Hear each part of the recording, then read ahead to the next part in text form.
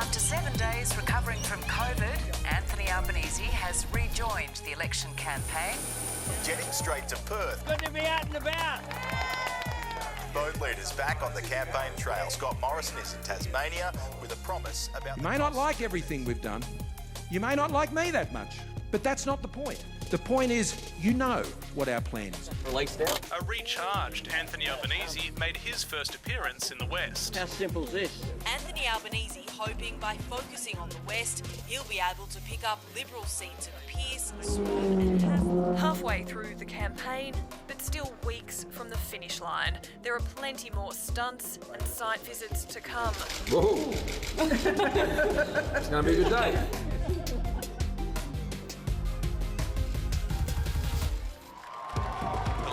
Officially launched his campaign today, rallying the troops for his big pitch to become Prime Minister. Vowing his government will cut the cost of housing, medicine and childcare. I know Labor can do better, and I know Australians deserve better.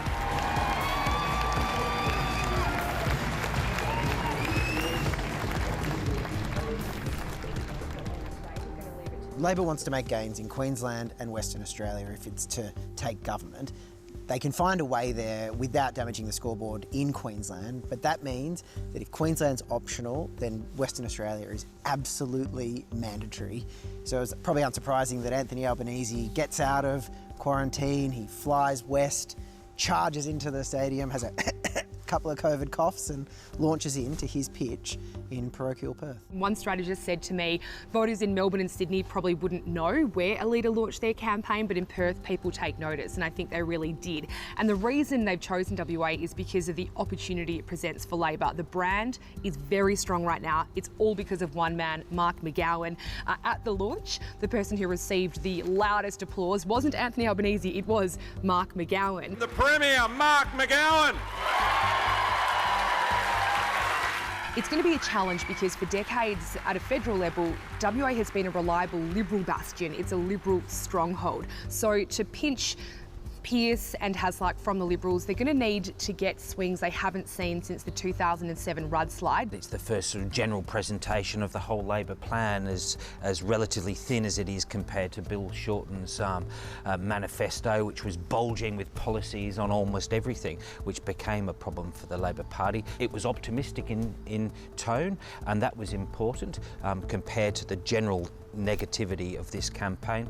It was also an opportunity for Anthony Albanese to be presented as part of that continuum of Labor leaders. You had Kevin Rudd there, Anthony Albanese's great friend, and then you had Paul Keating, with whom he's had some philosophical differences over the years, but Paul Keating swallowed those differences, flew over, the Nullarbor was there in Perth, and it was all happy families for an afternoon at least. Cost of living relief was front and centre on the campaign trail. This is designed as hip pocket relief in a week where cost of living has been in cost of living are three words that you hear endlessly day in, day out. So we are seeing many things impact on the cost of living. A whole range of factors that impact on people's costs of living.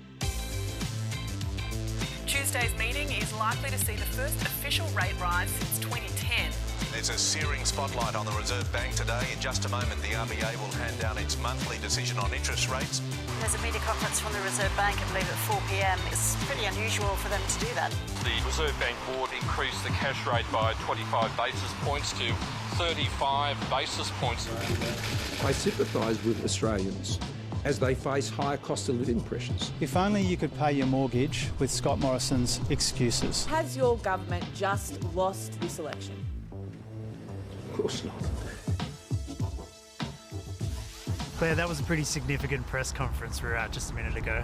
I think it was definitely the first time I've seen the Prime Minister really a bit rattled on the campaign. Yeah, he wasn't sure where he was looking at points of that, was he? No, stumbled over his words a bit more than normal, a few more pauses before he actually gave an answer because he was really trying to think of what to say. And one of the interesting things as well, isn't it? They've been wanting to campaign on the economy, and then within 1 week we've had record inflation figures, wholesale electricity prices going through the roof, and now an interest rate increase. This is going to hurt him at the election. Well, it's clear he's trying to chart a course here where he says, you know what, I know it's bad right now, but you want us in charge of it being bad rather than being blamed for it being bad, which is more of a complex, nuanced argument that isn't one that I think he's traditionally favoured. So it will be harder to sell, I think. Yeah. Les Bell's an issue? Maybe. And I think actually what's going to happen is in the next week, Australians are going to get a letter from their bank that says this is how much your mortgage has gone up. And they're going to think, who do I blame for this? I'm about to go and vote. And I don't think that everyone will give Morrison the sort of free pass for having got us through the pandemic as he tries to argue. Mortgage holders are facing months of rate rises with monthly repayments to soar. The RBA board upped its official rate by 0.25%, the first hike in more than a decade. In breaking news, the National Australia Bank has just joined the other big banks in passing on the Reserve Bank's 25 basis point interest rate rise in full.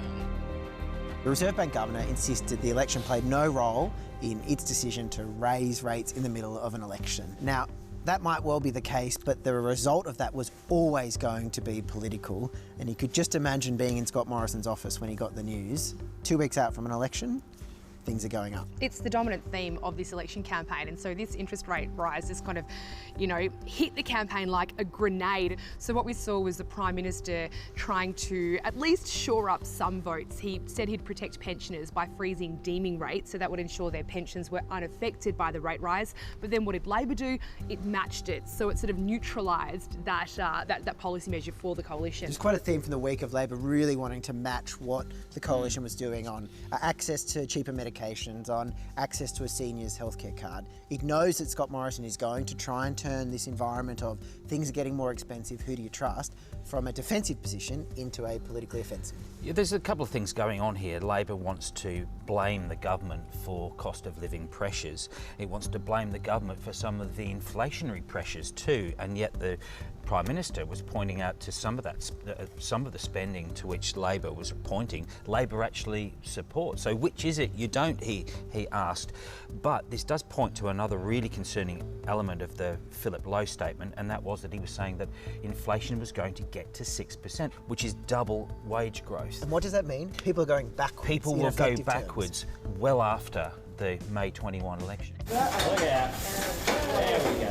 One of Labor's most high-profile women finally appeared alongside the Labor leader. Dispelling suggestions that Tanya Plibersek has been sidelined in this campaign. I've been travelling around the country, working very hard.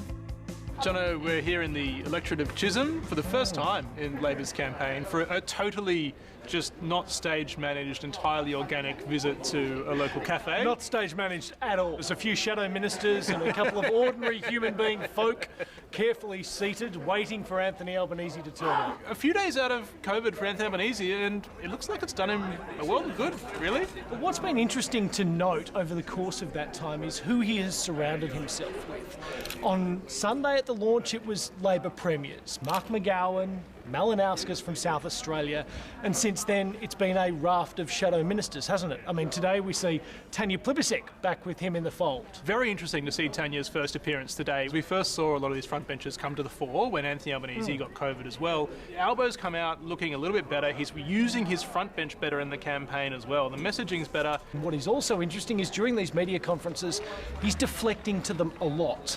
Anthony Albanese will hear a phrase, hear a word, and he'll shift either to Jason Clare or to Tanya Plibersek, as we saw today. So there's a lot of interesting dynamics unfolding in this. And I think it'd be very interesting to see how Labor HQ manages Anthony Albanese and his public appearances throughout the rest of this campaign. The coalition is again defending its handling of the Solomon Islands China security agreement. Minister Sogavare says his people are being treated like kindergarten students walking around with Colt 45s. So, Greenie, both national security and the economy have been dominant features of this campaign, but neither in the way that Scott Morrison would have hoped. This whole election was being billed by the coalition as a khaki campaign, one of their strengths, but that dramatic intervention by Solomon Islands in signing a security agreement with Beijing has really thrown a spanner in the works for the government. This week we've seen the Solomons Prime Minister, Manasseh Sogavare, really ramp up his rhetoric and taking shots at Australia this time. We are threatened with invasion, Mr. Speaker. And that's serious. Accusing Australia of treating his Pacific nation as kindergarten children and really drawing comparisons with the Cuban Missile Crisis, all sorts of pretty inflammatory language. Scott Morrison seemed to suggest, though, that he wasn't contacting or reaching out to Sogavare based on advice from our intelligence agencies. Is there any way to salvage this relationship if the two leaders aren't actually talking? It's a pretty extraordinary standoff when you think about the long history Australia's had with the Ramsay intervention into Solomon Islands, the fact that Australian police and soldiers were deployed so quickly to Honiara after last year's riots. It's really a bit unsettling that these two leaders can't speak to each other. Is there any way to end that sort of stalemate? I'm not sure what you do, because it's pretty clear that Sogavare is now well and truly in Beijing's camp. There is a hope in the Australian intelligence and foreign circles that perhaps China will stuff this up and do something clumsy diplomatically, and again the Solomons will drift back into Australia's orbit. Historically there's been a really good relationship, but the relationship between Manasseh Sogavare and Australia, that's the poisonous one, and that's the one that's really difficult to improve. Good morning. Hi. Hello. How are you? How are you today? Well, let's have a look around. Yep. Scott Morrison and Anthony Albanese are working hard for every vote. Tea? Campaign planes and buses circled through and around only one place